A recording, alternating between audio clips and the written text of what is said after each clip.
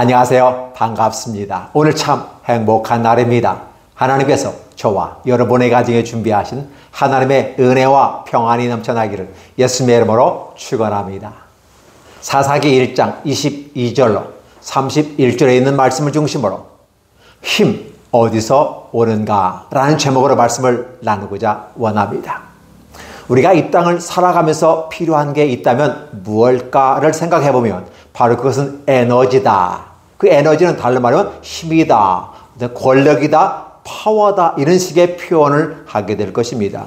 그래서 우리는 궁극적으로 힘, 에너지라고 정리해 봅니다. 우리 땅을 살아가면서 분명히 힘이 있어야 됩니다. 당연한 말입니다. 그런데 그 힘은 어떻게, 아니면 어디서 올까요?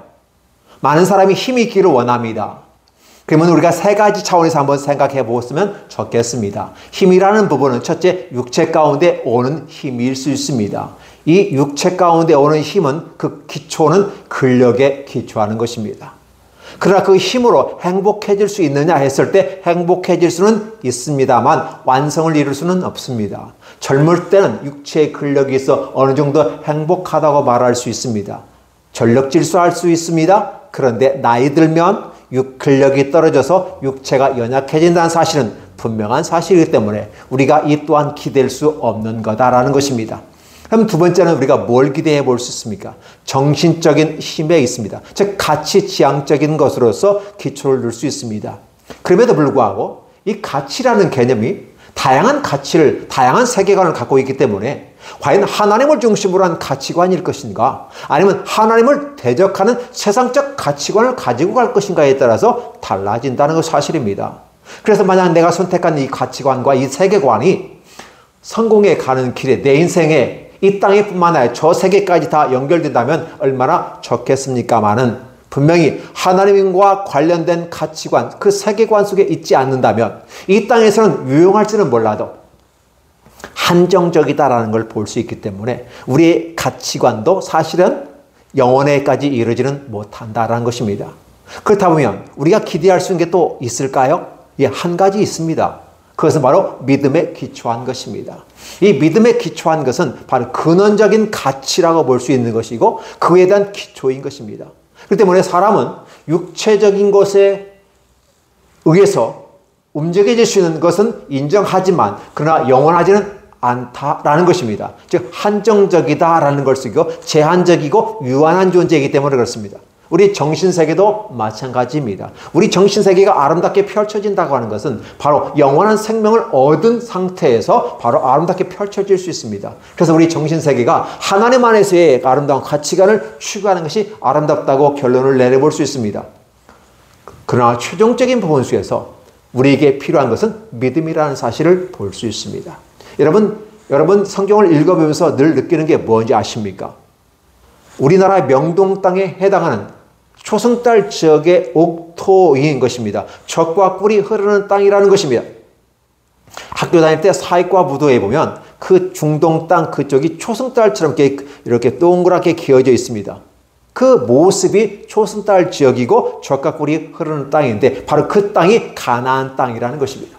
하나님께서 이 명동 땅 가나안 땅을 초창기엔 누구한테 줬느냐? 힘센 사람들이, 초기 정착민들은 힘이 셌습니다.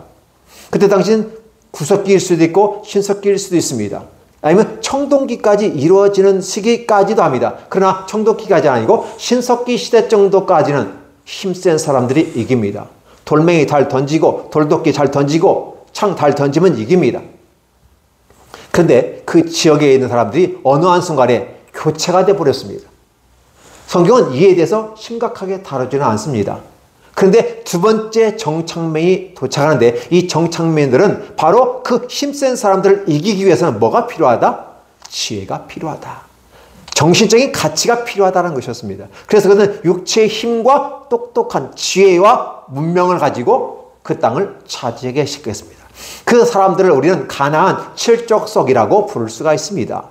이 가나안 칠족속이 있을 때, 즉 정착을 했을 때는 어떠한 시대였느냐? 바로 아브라함을 하나님이 부르던 시대입니다. 그러니까 하나님께서 아브라함을 부르시고 그 땅을 약속을 하셨습니다. 그런데 그 땅에 바로 하나님께서 불러서 집어넣지 아니하시고 잠시 왔다가 물만 먹고 가지요. 근데 물을 먹으면서 뭐 땅을 사놓고 갔어요.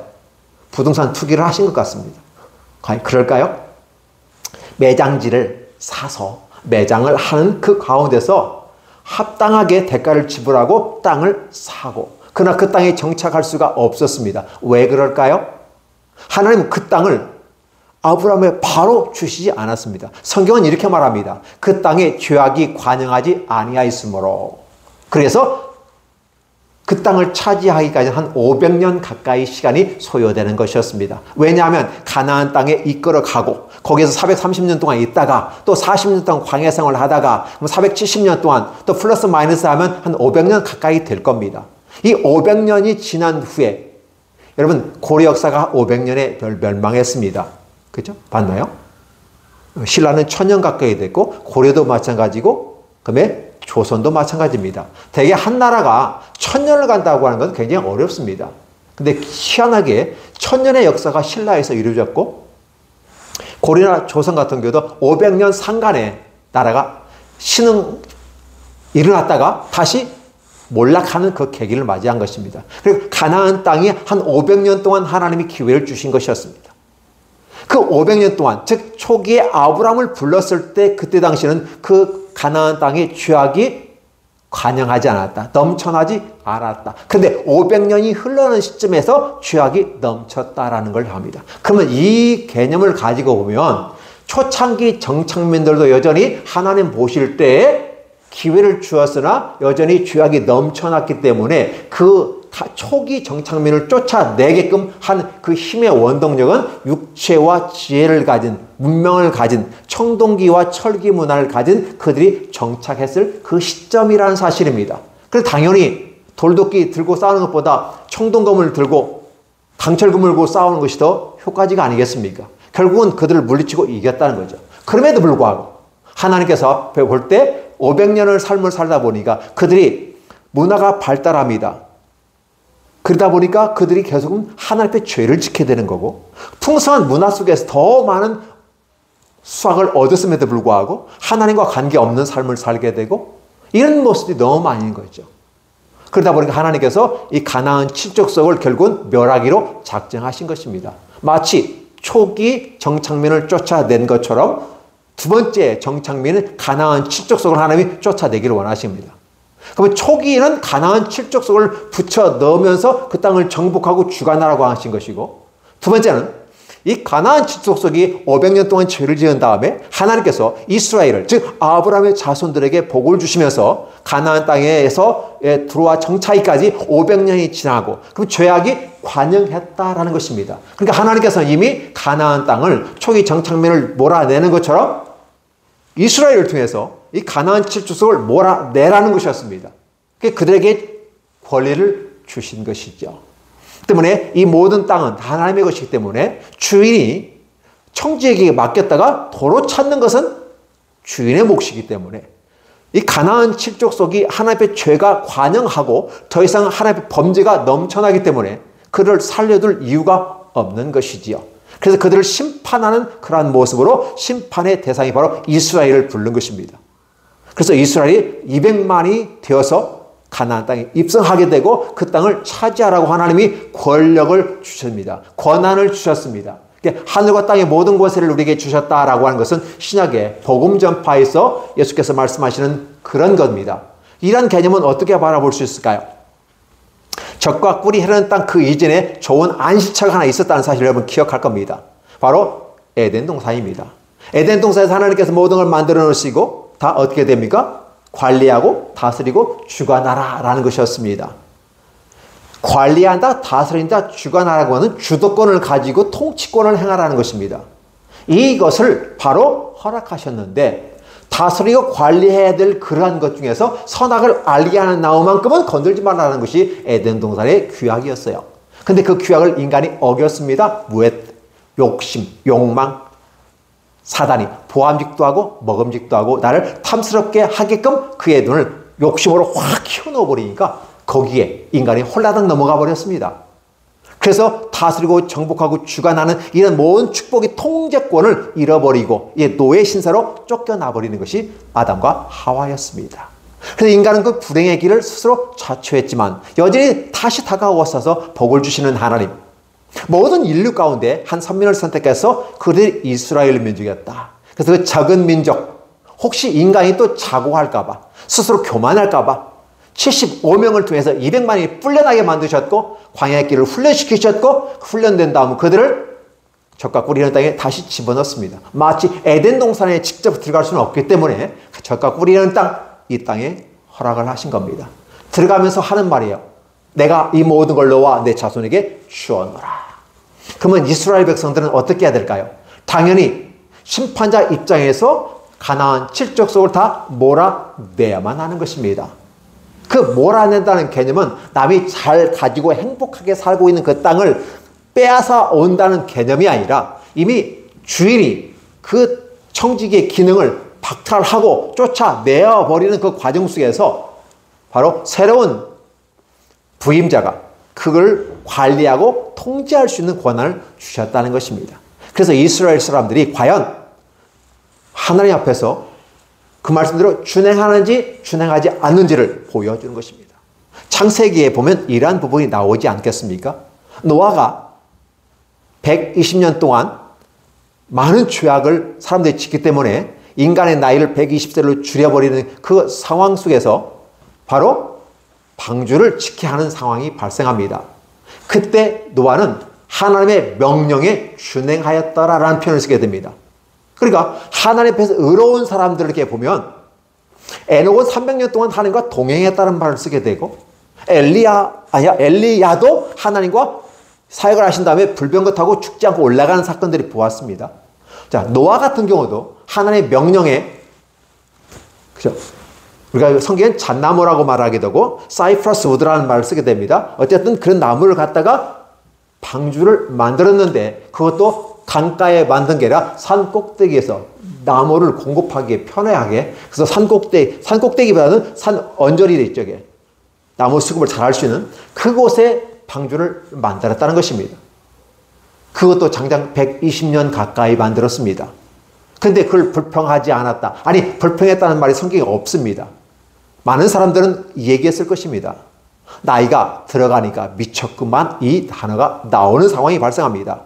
이러한 상황 속에 120년 가까이 노아는 방주를 지었다고 보면 미친 거죠. 근데 이 미친 짓을 노아는 했다, 준행했다라는 말을 쓰게 됩니다. 그렇기 때문에 하나님께서는 모든 인류를 멸망시키지만 이 노아를 방주에 집어넣습니다. 노아와 그 아내 그리고 아들 셋, 함셈, 야벳을 집어넣습니다. 그리고 그 자부들을 넣습니다. 총 8명이 배에 탔습니다.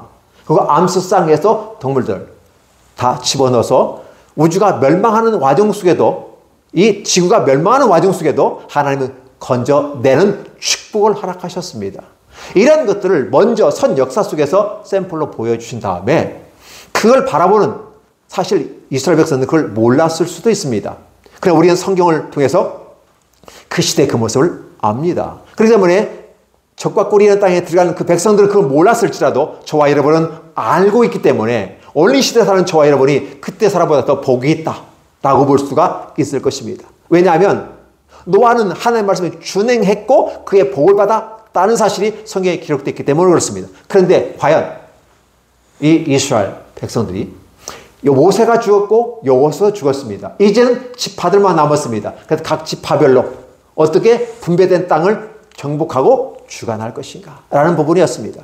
그래서 당연히 우리가 인수인계 받아야 될 그 땅에 들어가서 때로는 무력으로 그들을 쫓아내고 진멸하는 것입니다. 진멸이라는 단어 썼을 때는 단순히 잘 살고 행복하게 살고 인간다운 삶을 살고 선하게 살아가는 사람들의 땅을 빼앗았다라는 개념이 아닙니다. 이미 그들은 죄로 말미암아 사형 선고가 내려졌고 심판이 이스라엘 백성들을 통해서 이루어지게끔 하나님이 만들어 놨던 것입니다. 이런 것들을 바라보다면 과연 하나님 앞에 이스라엘 백성은 어떻게 해야 될까? 우리를 들어서서 이 땅을 선물로 주신 것도 감사하거니와 그것을 감당할 때 사실은 목숨을 내놓고 해야 되는 우리의 믿음의 테스트의 장이 되기도 하는 것입니다. 그 다음에 이스라엘 백성들은 과연 그에 순종해야 되야만 했을까요? 말아야 됐을까요? 이것이 오늘 사사기의 모습인 것입니다. 이 모습 가운데 결국은 이스라엘은 성공 못했다라는 것입니다. 우리가 1장을 전반부와 후반부로 나누어서 저번 주는 전반부를 했습니다. 그런데 유다는 대체적으로 성공했다는 것입니다. 그럼에도 불구하고 하나님이 유다와 함께 했음에도 불구하고 때로는 골짜기의 산지에 있는 철병거가 있는 동네는 점령하지 못했다는 것입니다. 오늘 본문은 에브라임은 대체적으로 성공한 것 같습니다. 그런데 기타, 납달리, 아수리 다른 지파들은 성공하지 못했다는 말들이 나옵니다. 실패작들이 나옵니다. 40년 동안 하나님의 신앙 훈련을 받고 광야에서 훈련받고 하나님의 인도하심과 살아계심을 철저하게 경험한 그들이 적과 꿀이 있는 땅에 들어가서 보다도 하나님을 잘 섬기는 건 당연한 것일진데 왜 그들은 못했는가라는 부분입니다. 결국은 그들에게 부족한 것은 힘이 없었다라는 것입니다. 어떤 힘이 없었나요? 육체의 힘이 없었을까요? 분명히 육체의 힘도 있었을 것입니다. 그러나 육체의 힘만 갖고는 안 되는 거죠. 정신적인 가치를 가지고 하는 것도 있을 수 있습니다. 그러나 그것 가지고 안 되는 것이죠. 왜냐? 앞에서 경험했기 때문에. 초기 정착민과 두 번째 정착민은 가나안 칠족들이 이미 철기를 문화를 가지고 그 땅을 차지하고 있었기 때문에 그렇습니다. 이스라엘은 청동기 문화입니다. 아직 철기까지 가지 못한 수준이었습니다.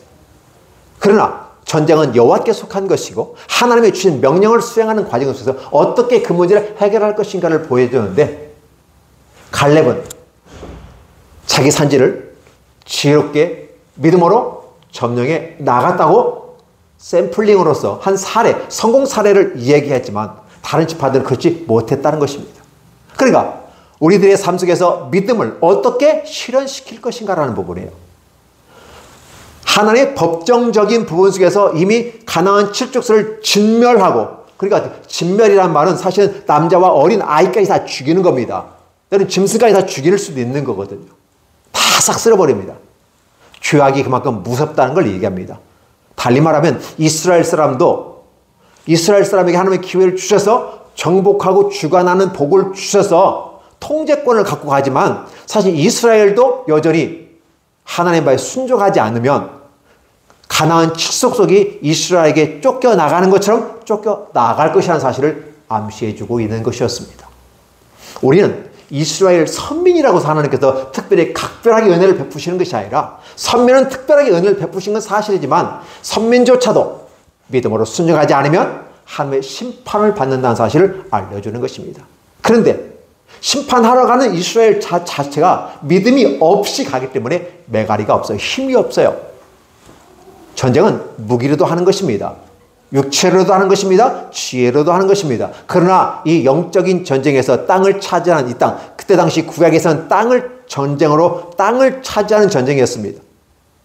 거기는 바로 믿음이었던 거예요. 어떻게 믿음으로 실현할 것인가가 오늘 저와 여러분의 숙제라는 사실이며, 혹시 저와 여러분에게 하나님께서 어떤 길을 열어주셨다고 가정해 보십시다. 그 길을 가야 될까요? 말아야 될까요? 하나님이 가라! 내가 너의 이 땅을 뭐 주었다라 한다면 가야만 할 것입니다.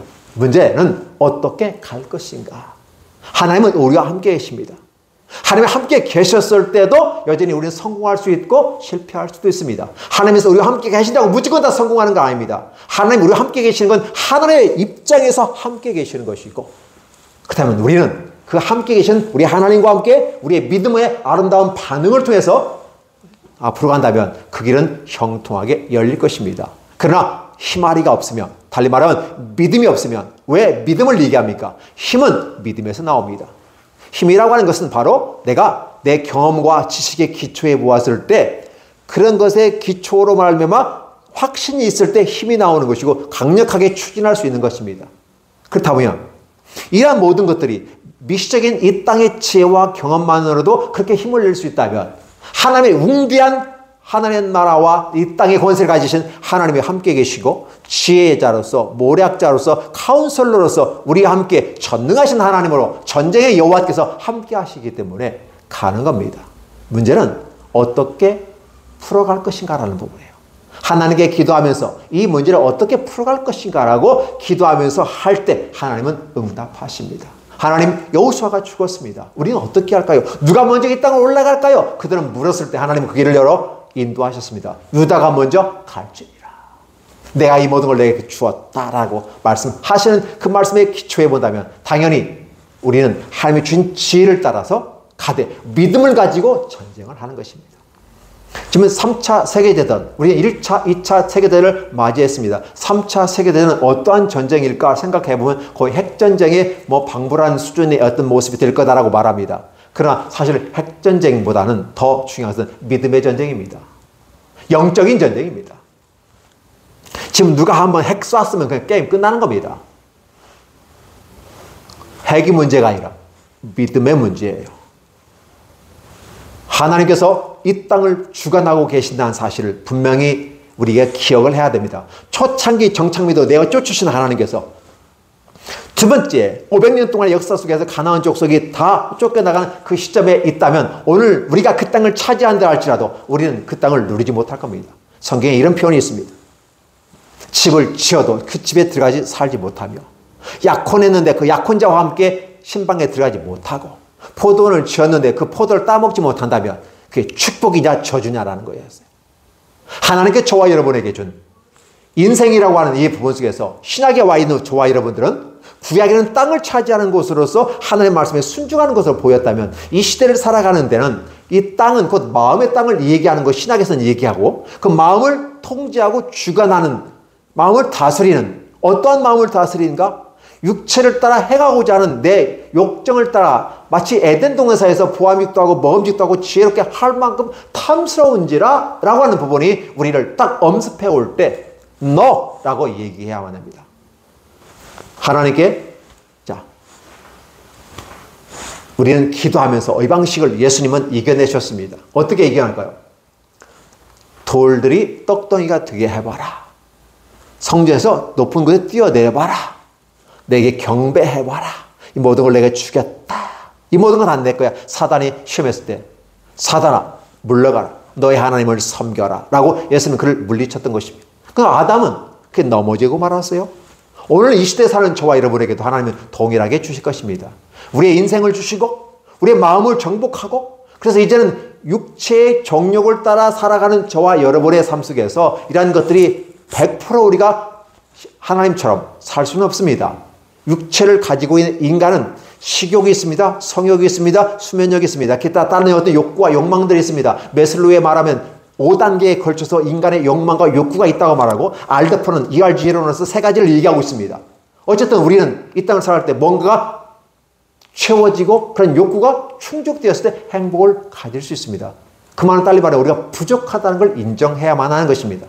그런데 우리의 그 부족을 세상에서 말하고 있는 그 욕구를 충족시켜 행복해진다는 것이 아니라 하나님이 주신 믿음으로 충만하게 채워지시는 것이고 하늘의 보화된 소유, 하나님의 소유예요. treasured 이 말이에요. treasured possession. 그래서 우리의 하나님의 소유로 삼아 주시는 것으로서 우리가 그만큼 복을 누릴 수가 있는 것입니다. 그래서 오늘 이 사사기의 모습 가운데 결국은 오늘 본문은 세 가지로 나눠볼 수 있습니다. 올라가서 싸워서 이겼다라는 부분이 있고 그런데 다 차지하지는 못했다. 첫 번째. 두 번째. 차지하기보다는 싸우긴 싸우는데 때론 협력하고 아니면 쫓아내지 못하니까 타협하면서 함께 머물렀다. 세 번째, 쫓아내기는커녕 오히려 그 사람들에게 쫓겨 올라가가지고 살이 쭉 몰려가지고 더 이상 내리지 못하고 있는 그런 단지파의 모습도 보여줍니다. 믿음으로 행하면 분명히 정복하고 주관하고 이길 수 있습니다. 또 강력한 힘으로 그들을 노역을 시킬 수도 있습니다. 그런데 하나님은 노역을 시키는 게 아니라 싸그리 죽이라고 했어요. 진멸하라고 했어요. 쉬운 건 아니죠. 그러나 이미 하나님이 심판자로서 이스라엘을 썼다면 순종하고 나가야 되는데 그걸 하지 못했다라는 사실이에요. 그 말은 젖과 꿀이 하는 땅이 에덴 동산과 같이 다스리고 정복하고 주관하는데 죄악된 것을 다 싸그리 몰아 청소해봐야 되는 거죠. 그래야 한 다음에 그 땅을 차지하고 살아가야 비란 안식을 얻는데 에덴 동산에 얻지 못한 걸 가나안 땅에서 얻게끔 하나님이 허락해 주셨음에도 불구하고 에덴 동산에서 순종치 못하고 실패했던 그들은 또 가나안 땅에서도 순종해서 실패하고 말아버리는 것입니다. 시작하면서부터 그러면 그 하게 실패한 그들은 어떠한 모습인가? 그들이 때로 경제적인 이유로 죽이지 않고 노역을 시켜 노예 삼아서 또 세금도 거둬야 되고 그러한 차원에서 타협하고 가는 그러한 모습은 아닌가를 생각해 보는 것입니다. 그리고 힘이 없을 때는 그 시키지도 못했죠. 힘이 좀 세어지면 그들 노역을 시키고 그들 지배하고 세금을 걷어들이고 함께 거리고 사는 거죠. 문제는 뭐냐면 그게 문제가 아니에요. 이 경제만 문제가 해결된다면 해결되는 것처럼 이 얘기하는 잘못 거짓된 속설에 넘어가면 안 됩니다. 경제가 있는 것도 좋은 것이지만 경제 이면에 있는 그 가나안 족속이 살아있다고 하는 것은 가나안이 죄악된 그 모습이 그대로 반영되며 거꾸로 역동화작용이 일어나서 이스라엘 사람들이 그게 물들어 버린다는 것입니다.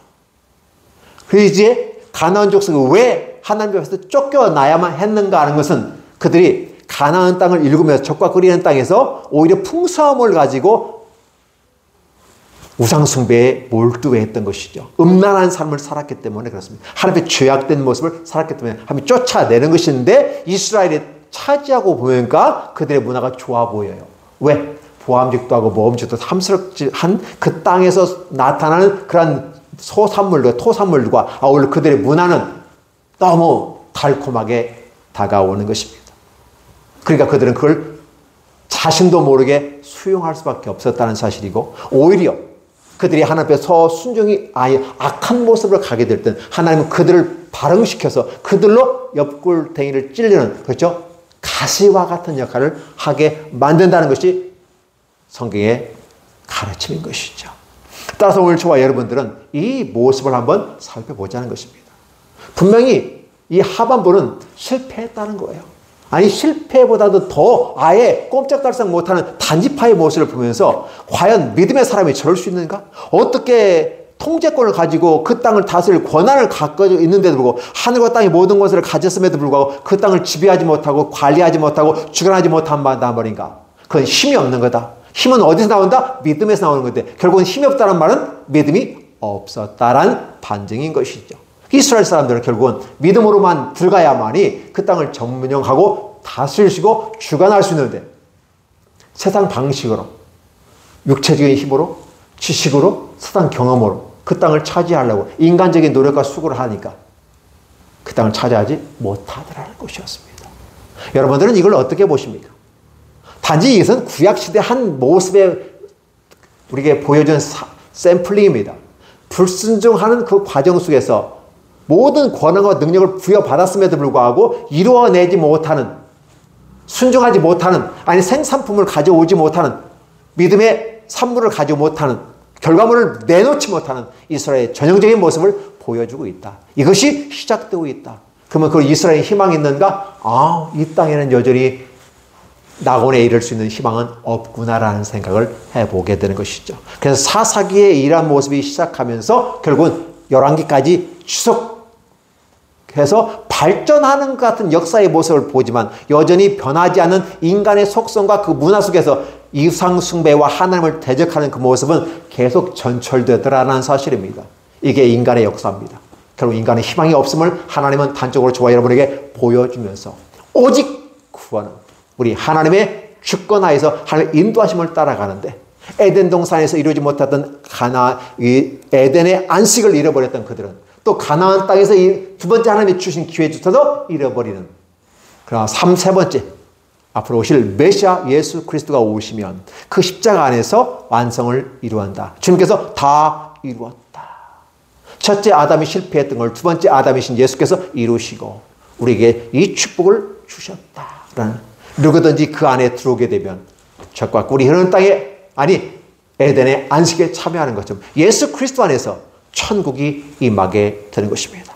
주님께서 말씀하십니다. 천국이 여기 있다 저기 있다 해도 이거 나가고 듣지고 유혹되지 말라.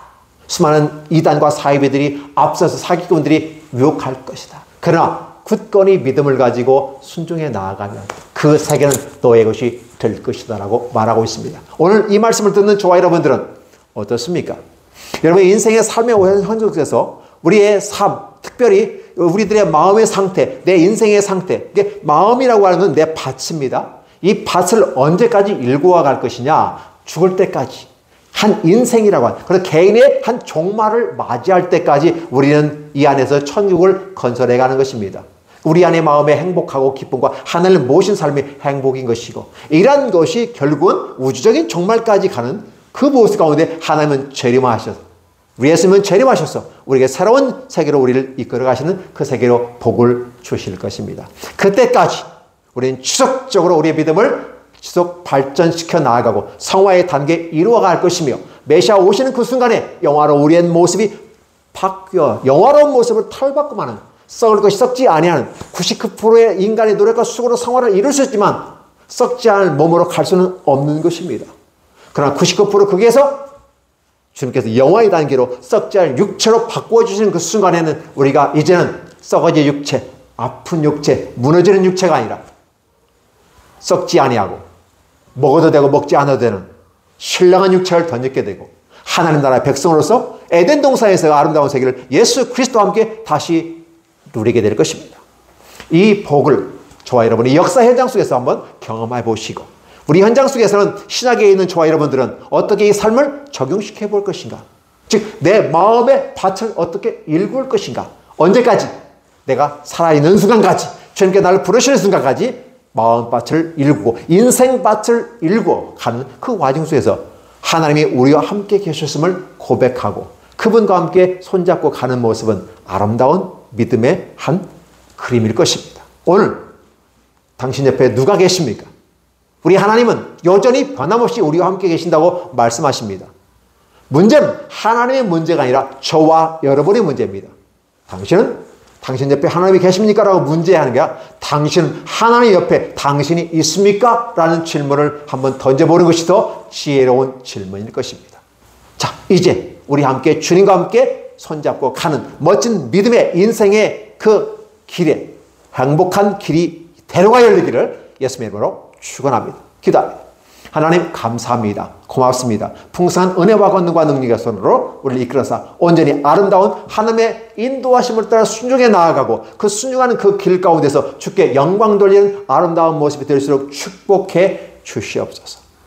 우리의 마음, 우리의 인생 기간 동안에 잘 관리하고 옥토로 만들게 하시고, 그리고 풍성한 열매가 맺혀지게 하시고, 우리의 자존심을 낮추고 자존감을 향상하되 우리의 믿음이 그 안에서 아름답게 장식할 수 있도록, 마치 여호와의 성전에 솔로몬이 성전을 만들었을 때 아름답게 장식한 것처럼 우리의 믿음의 장식을 우리의 마음과 우리의 인생이 전반에 걸쳐서 장식을 잘할 수 있도록 축복해 주시옵소서. 예수님의 이름으로 기도하옵나이다. 아멘.